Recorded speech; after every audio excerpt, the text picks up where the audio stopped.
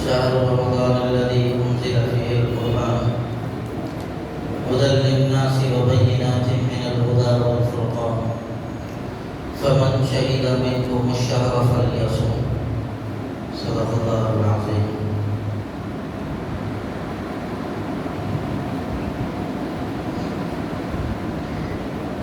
اللهم صل وسلم وبارك على سيدنا محمد وعلى آله وأصحابه أجمعين. قابل قدر معزز بزرگوں نوجوان ساتھیوں، رمضان المبارک کا مقدس اور پاکیزہ مہینہ بالکل قریب آ چکا ہے. گنتی کے چند دن باقی ہیں اور رمضان المبارک بڑی ہی سعادت مندیوں کو لے کر ہمارے درمیان آنے والا ہے. اب ہماری بھی ذمہ داری ہے کہ ہم اس ماہ مہمان کا اچھے سے اچھا استقبال کریں، اس کی خوب سے خوب ہم تیاری کر لیں. رمضان المبارک کی تیاری دو طرح کی ہے، ایک تو دنیا کی تیاری ہے اور ایک دین کی تیاری ہے. دنیا کے اعتبار سے تیاری یہ ہے کہ ہم اللہ نے استطاعت دے رکھی ہو تو پورے مہینے کا غلہ اور اناج وقت سے پہلے اپنے گھر میں مکمل کر لیں، لا کے ڈال لیں، تاکہ رمضان المبارک کے اندر دکانوں کو اور ادھر ادھر پھرنے اور گھومنے کی ہمیں ضرورت نہ ہو، اور مکمل یکسوئی کے ساتھ ہم اللہ تبارک و تعالیٰ کی عبادت کر سکیں. عید کی تیاری بھی وقت سے پہلے کر لیں اگر اللہ نے استطاعت دے رکھی ہے، تاکہ رمضان المبارک کے قیمتی لمحوں میں ہم بازاروں میں گھوم کر اپنے اوقات کو ضائع نہ کریں.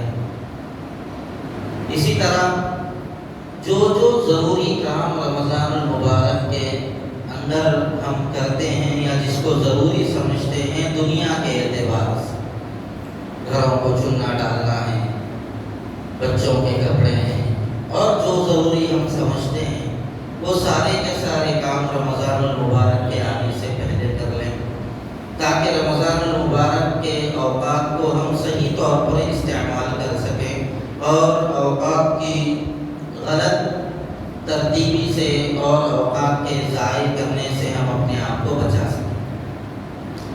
دوسری تیاری دینی اعتبار سے. دینی اعتبار سے تیاری یہ ہے کہ ابھی سے روزہ رکھنے کی ہم مشق کریں، اس کی رحل سہل ابھی سے ہم شروع کر دیں. حضور اکرم صلی اللہ علیہ وسلم نے شعبان کے اخیر دنوں میں روزہ رکھنے سے منع فرمایا ہے، تاکہ رمضان المبارک کے روزوں کے اوپر اس کا اثر نہ پڑے. لیکن اب ہمارے پاس ایک وقت تو یہ ہے کہ ہم ذرا اپنے کھانے پینے کی ترتیب کو ذرا آگے پیچھے کر لیں. دوپہر کے کھانے کو جو ہم پابندی سے اب کھاتے ہیں ذرا آگے پیچھے کر لیا کریں، تاکہ ابھی سے روزے کی مشق ہو جائے. بھوک اور پیاس کی عادت بنا لیں تاکہ رمضان المبارک کے آنے کا احساس رہے اور اس کی پریکٹس ہو سکے. ایسا نہیں ذری پیانی کی تھوڑی سی پیاس محسوس ہوئی، فوراً پانی لے لیے پی لیے. ذرا تھوڑا شوق محسوس ہوا کسی چیز کے کھانے پینے کا، فوراً اس پر عمل کرنے لگ گئے. ایسا نہ کریں، بلکہ تھکائیں اپنے آپ کو، آمادہ کریں اپنے آپ کو، اور اس بات کی کوشش کریں کہ میں رمضان کی تیاری کر رہا ہوں. یہ اپنے دل کو اس بات کے اوپر آمادہ کریں اور اس کو سمجھائیں کہ دیکھو تم رمضان کی تیاری کر رہے ہو. تو جو کام تیاری کے بعد کیا جاتا ہے وہ آسان ہو جاتا ہے، اور جو تیاری کے بغیر کیا جاتا ہے کام تو ہو جاتا ہے لیکن ذرا مشکل سے ہوتا ہے. رمضان کی تیاری ہم پہلے سے کر لیں، پھر رمضان آ جائے تو انشاءاللہ روزہ رکھنے میں اتنی پریشانی نہیں ہوگی. کیوں؟ تیاری ہو کر ہے پہلے سے، مشق ہوئی ہے پہلے سے. اور اگر تیاری نہیں ہوئی تو ایسی صورت میں دن کب جاتا کہ جانے کی ابھی 4 بج رہے، ابھی 4:15 ہو رہے، ابھی 4:30 ہو رہے، ابھی 4:45 ہو رہے، جہاں نہیں. اس طرح کا سلسلہ شروع ہوگا. پھر رمضان المبارک کے روزے ہمارے اوپر بوجھ بنتے نظر آئیں. اس لیے ہم کیا کریں، ذرا وقت سے پہلے تیاری کریں، عشاء کی نماز کے بعد 2 رکعت 4 رکعت نفل پڑھنے کا اہتمام کریں تاکہ تراویح پڑھنے کی مشق ہو جائے، ورنہ پہلے چاند رات کے دن جو ہے نا چاند نظر آتے ہی مسجدیں بھری ہوئی ہیں، پھر دوسرے دن جو ہے نا دیکھا گیا 25-30% لوگ غائب ہو گئے، کیوں؟ بہت دور ثابت کا لمبا رہتا بول کے نہیں معلوم تھا، کیوں؟ مشق نہیں ہوئی پہلے سے، اگر مشق ہوتی تو ایسی صورت کے اندر یہ کام نہیں ہوتا تھا، اس لیے مشق کریں، 2 رکعت 4 رکعت 8 رکعت، آپ کو جیسی آپ کے پاس بشاشت ہو متعین نہ کریں، آپ کو جتنی بشاشت ہو اتنی تراویح آپ پڑھنے کی نوافل پڑھنے کی آپ کوشش کریں تاکہ رمضان کے اندر تراویح پڑھنے میں سہولت ہو سکے۔ 5 نمازوں کی ابھی سے پابندی کریں تاکہ رمضان المبارک کے اندر ہمیں نمازیں پڑھنے کے اندر بھی کوئی دشواری نہ ہو، ذرا اپنے منہ پر، اپنی زبان پر، اپنے ہاتھوں پر اور اپنے غصے پر، اپنی ہر چیز پر ذرا کنٹرول کرنے کی ابھی سے عادت ڈال لیں تاکہ رمضان المبارک کے اندر بھی جو ہے نا گالیاں دینے سے اور دوسروں کے اوپر سے کو معلوم میں کون ہوں، ایک رکھا تو کدھر چلے جاتا، ذرا یہ جو مزاج ہمارے لوگوں کا بنے ہوا ہے یہ ساری کی ساری چیزوں پہ ذرا کنٹرول ہو سکتا۔ اب آپ لوگ بولیں گے یہ کیا بول رہی ہوں میں، آپ ہم لوگوں میں کا چھوں، میں یہیں سے رہتا ہوں، میں یہیں کا چھوں، اس لیے جو ہماری ضرورت ہے وہ بول رہا ہوں۔ تو رمضان المبارک کے اندر ذرا اس کے اوپر کنٹرول کرنے کی بہت زیادہ ضرورت ہے، ورنہ بہت سارے لوگوں کو دیکھا گیا رمضان کے اندر بھی ٹوپی نکال کے گالیاں دیتا ہے، بھائی تو روزے سے گالی کیسے دے رہا ہے، ٹوپی نکالیے تو گالی دینا جائز ہو جاتا ہے، سب بکواس باتیں ہیں، یہ غلط ذہن ہے، اس لیے ایسا بالکل نہ کریں، مکمل طور پہ اللہ کے حوالے اپنے آپ کو کرنے کی ہم عادت بنا لیں، اور یاد رکھیے رمضان کی جیسی تیاری بندہ کرے گا رمضان کے ویسے انوارات اور فیوز و برکات سے مستفید ہو سکے گا، اور رمضان کی تیاری کیے بغیر اگر آدمی رمضان کا استقبال کرے گا تو اس کو رمضان المبارک میں جمنے تک یہ مہینہ نکل کے چلا جائے گا، اس لیے وقت سے پہلے تیار رہیں، اللہ کا ذکر کرنے کی عادت ڈال لیں ابھی سے، استغفار، کلمہ طیبہ، تلاوت قرآن، اللہ تبارک و تعالیٰ کا ذکر، غربا میں صدقہ و خیرات، اس کے ابھی سے ہم عملی مشق کر لیں، اور یاد رکھیے رمضان المبارک کے اندر غیر مسلم لوگوں کو بھی دینے کا مزاج بنائیں، صدقہ جو واجب ہے جیسے زکوٰۃ ہے وغیرہ یہ تو ہم غیر مسلموں کو نہیں دے سکتے، لیکن جو نفلی صدقہ ہے وہ ہم کسی کو بھی دے سکتے ہیں، تو نفلی صدقہ غیر مسلموں کو بھی ہم دینے کا ذرا مزاج بنائیں تاکہ اس وقت جو نفرت کی آندھی اور یہ جو نفرت کی ہوا چلائی جا رہی ہے ان لوگوں کو بھی یہ احساس ہو کہ مسلمانوں کے دل اتنے سخت نہیں ہیں جتنا ان کو بتایا جا رہا ہے، یہ لوگ جہادی یا فسادی نہیں ہیں، یہ لوگ تو غمخواری کرنے والے لوگ ہیں، درد دل رکھنے والے لوگ ہیں، اپنوں کا جذبہ رکھنے والے لوگ ہیں، انسانیت کا درد رکھنے والے لوگ ہیں، دوسروں کی تکلیفوں پر تڑپ اٹھنے والے لوگ ہیں، ان کے اندر صرف اپنی زندگی گزارنے کا احساس نہیں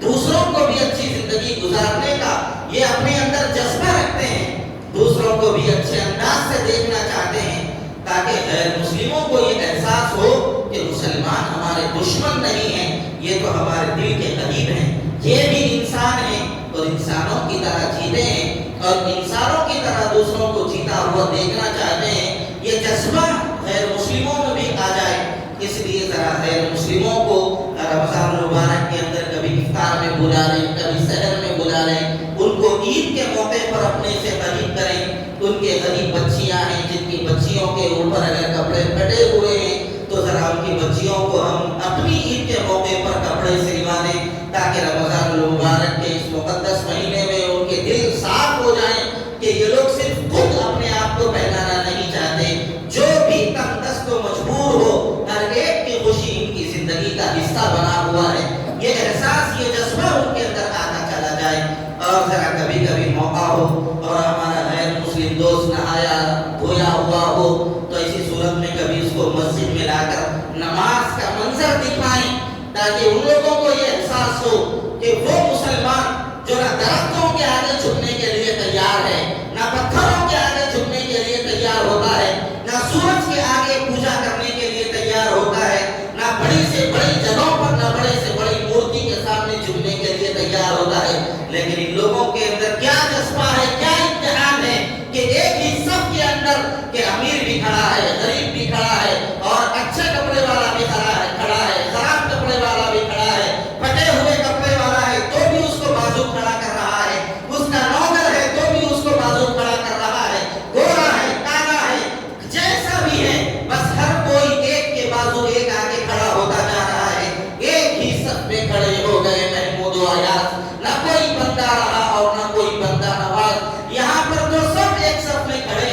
اور ہمارے پاس کیا ہے؟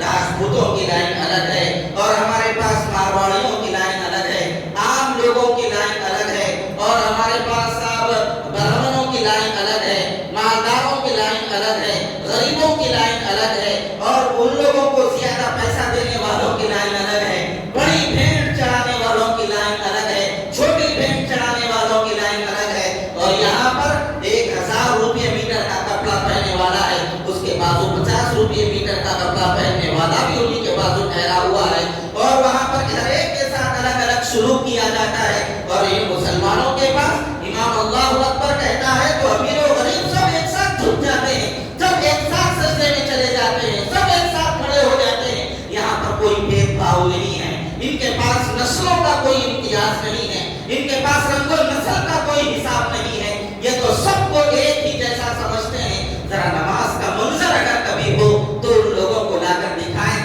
تاکہ وہ لوگ بھی ہماری نماز کو دیکھ کر اور ہماری عبادتوں کو دیکھ کر ان کے اندر بھی جذبہ پیدا ہو سکے، اور جو غلط فہمیوں کے بیج ان کے ذہنوں میں بوئے جا رہے ہیں اس کا خاتمہ ہو سکے۔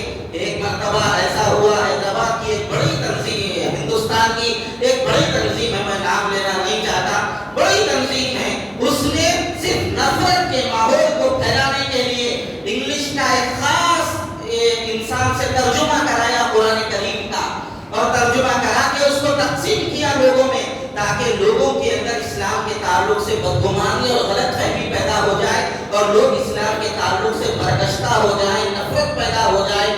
تو جب ان لوگوں نے قرآن کو پڑھا اور جن لوگوں کو ان لوگوں نے تقسیم کیا، آخر میں سر پیٹنے پر مجبور ہو گئے۔ ان لوگوں کو یہ سوچ کر قرآن دیا تھا کہ یہ لوگ اسلام کے دشمن بن جائیں گے، مسلمانوں سے متنفر ہو جائیں گے، یہ لوگ تو قرآن کا ترجمہ پڑھ کے جو ہے نا 20% سے زیادہ تو مسلمان ہی ہو گئے، پریشان ہو گئے وہ لوگ۔ تو قرآن کریم کا جو اعجاز ہے، جو معجزہ ہے قرآن کریم کا، وہ آج بھی زندہ ہے، قیامت تک زندہ رہے گا۔ اس کے اندر جو تاثیر ہے وہ تاثیر آج بھی ختم نہیں ہوئی ہے، بس فرق اتنا ہے ہمارے دل پتھر سے زیادہ سخت ہو چکے ہیں، وہ تاثیر قبول کرنے کے لیے تیار نہیں، اور جن کے دل آج بھی نرم ہیں قرآن کریم کا اثر ان کے دلوں میں آج بھی داخل ہو رہا ہے۔ آپ دیکھیے کئی لوگ قرآن کی آیتوں کو دیکھ دیکھ کر اسلام میں داخل ہو رہے ہیں، قرآن کی 26 آیتوں کو مٹانے والے اور قرآن کی 26 آیتوں کے بارے میں بہت آواز اٹھانے والے کچھ ایسے لوگ تھے جو یہ چاہ رہے تھے کہ قرآن سے ان آیتوں کو مٹا دیا جائے، لیکن جب ان کے سامنے وہ آیتیں پیش کی گئی، ان کا ترجمہ پیش کیا گیا اور ان لوگوں نے اوپر نیچے سب پڑھا، پڑھنے کے بعد ان لوگوں نے آخر میں یہ فیصلہ کیا یہ غلط پروپیگنڈا ہے، نہ ہم اس میں شریک ہوں گے، نہ یہ پروپیگنڈا کرنے والوں کا ہم ساتھ دیں گے۔ اللہ اور اللہ کا کرنا یہ ہوا، وہ لوگ قرآن سے نفرت پیدا کرانا چاہ رہے تھے، یہ لوگ قرآن سے اور بھی زیادہ قریب ہو گئے۔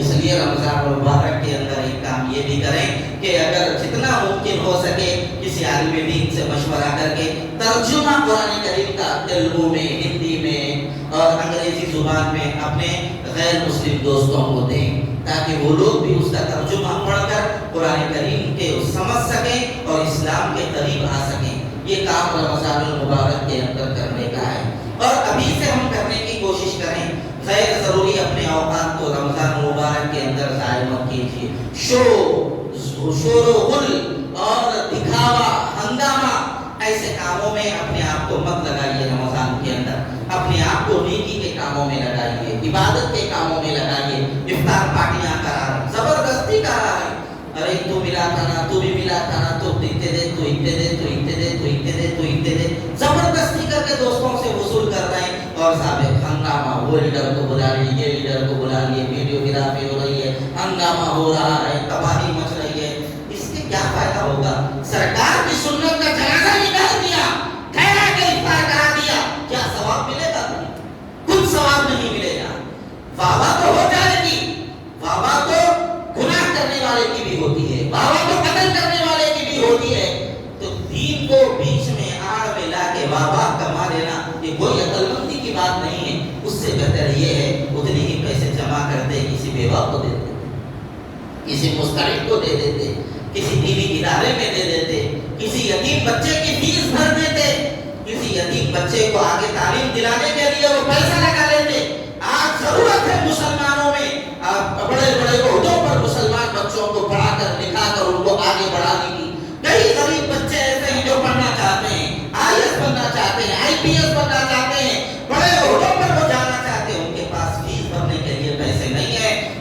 बच्चों को तलाश करो और ऐसे बच्चों को आगे बढ़ाओ। वो डॉक्टर बना रहे, इंजीनियर बना ले रहे, ये बना रहे, नौकर नहीं बनाना सोच रहे हम लोग। हमारे बच्चों को हम आगे की ऐसी चीजों में दाखिल कराओ जो बच्चे जिन ओहदों पर जाकर मुल्क की सभा में इख्तिदार अपने हाथ में संभाल सके, ऐसी तालीम आज बच्चों को दिलाने की जरूरत है। पुलिस में अपने बच्चों को भर्ती कराओ, कमिश्नर बनाओ अपने बच्चों को, आईएएस बनाओ अपने बच्चों को, आईपीएस बनाओ अपने बच्चों को, बड़े बड़े ऐसे ओहदों पर लाओ जो मुल्क को चलाने के अंदर किरदार अदा करते हो।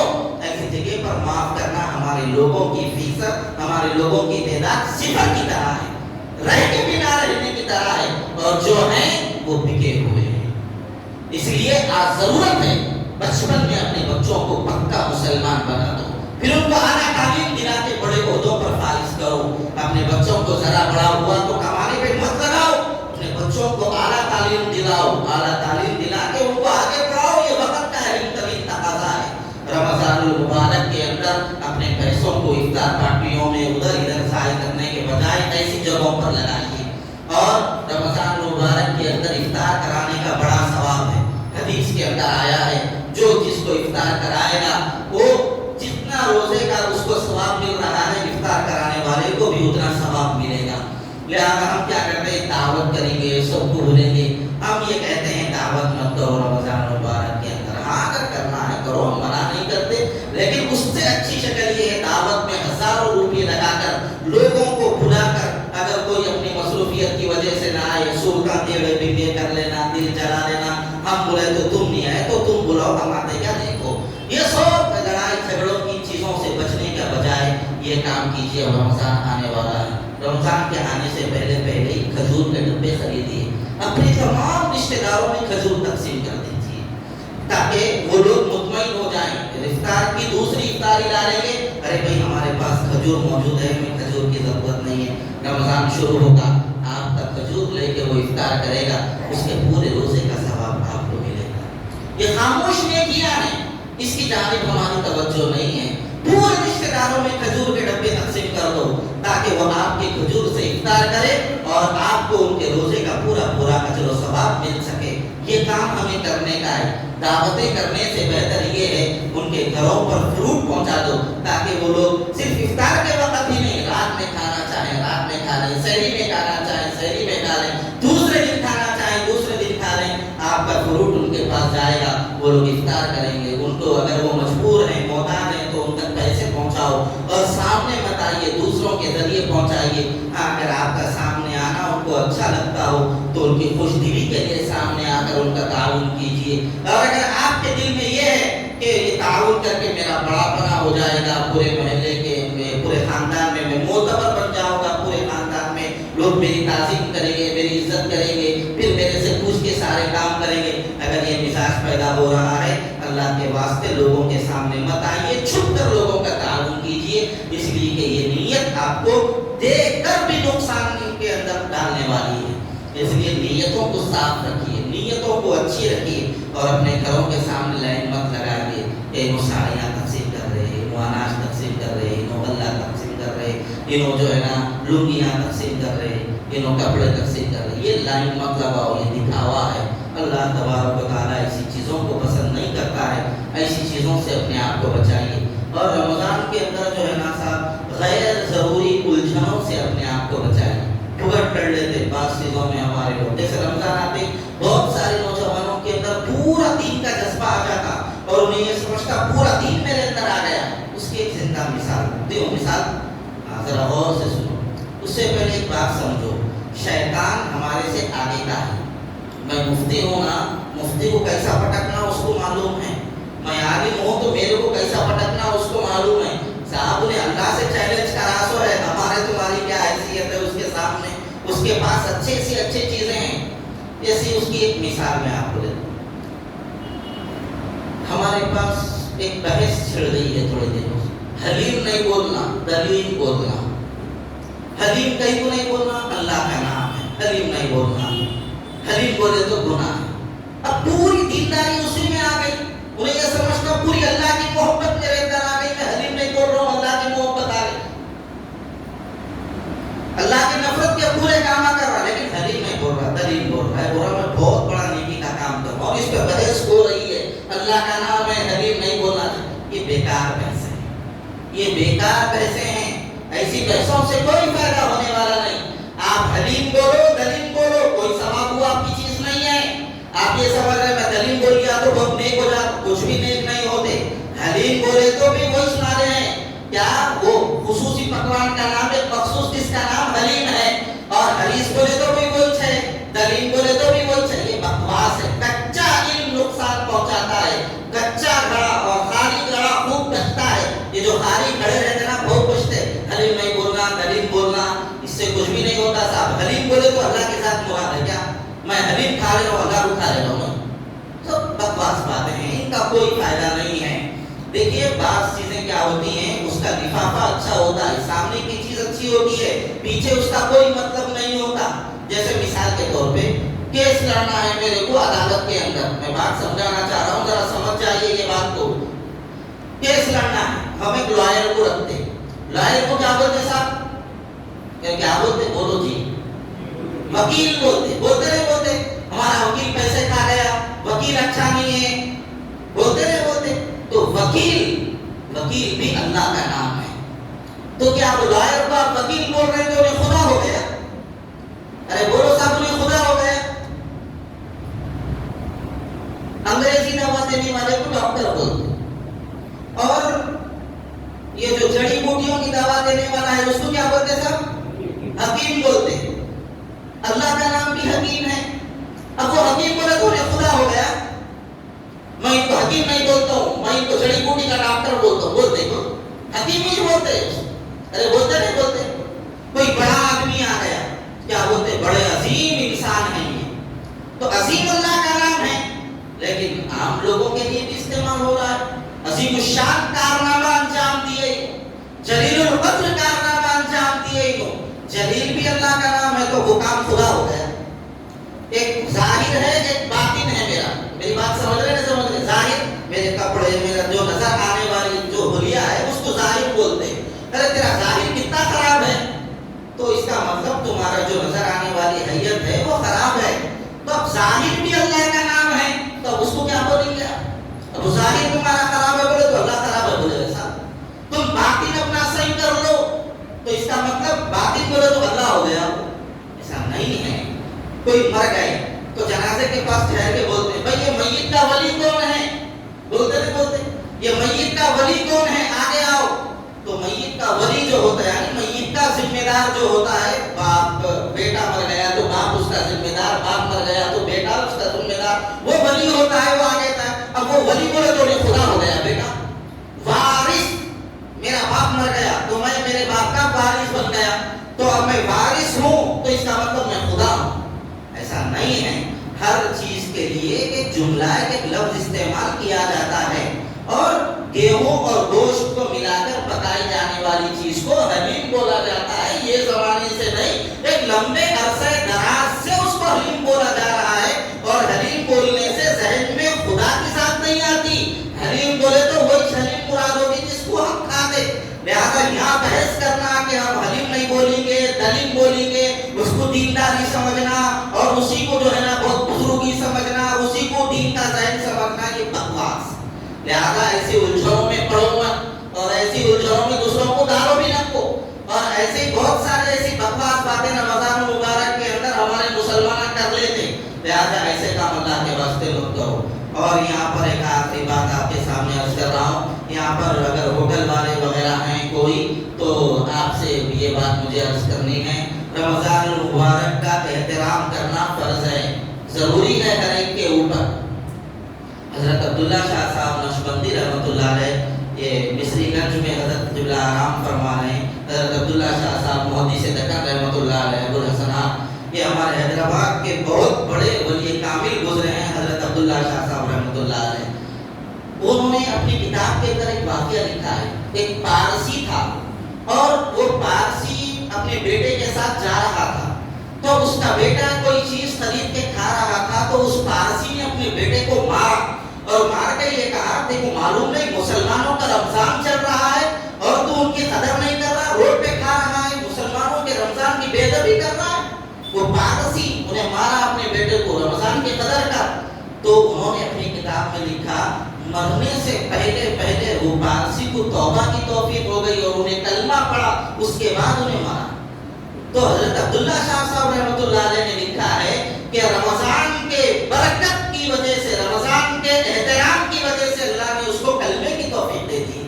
اور ہم کیا کر رہے ہیں؟ کھلے عام سگریٹ پی رہے ہیں نوجوان بچے رمضان میں، کھلے عام ٹھہر کے ہوٹلوں پہ کھا رہے ہیں، کھلے عام اڈلی ڈوسے کی بندی پہ کھا رہے ہیں نوجوان بچے۔ کیا میری مرضی کون میرے کو پوچھنے والا ہے؟ یاد رکھو، رمضان کا اہتمام نہیں کرو گے تو ایسی صورت کے اللہ کی نظر میں اتنے زیادہ گر جاؤ گے اللہ کی نظر سے، پھر تمہیں کوئی نیکی کی توفیق بھی نہیں مل سکے گی۔ گناہ پر جب آدمی جرأت کر لیتا ہے تو دوبارہ گناہ کرنا اس کے لیے آسان ہو جاتا ہے۔ اس لیے رمضان کی قدر کرو۔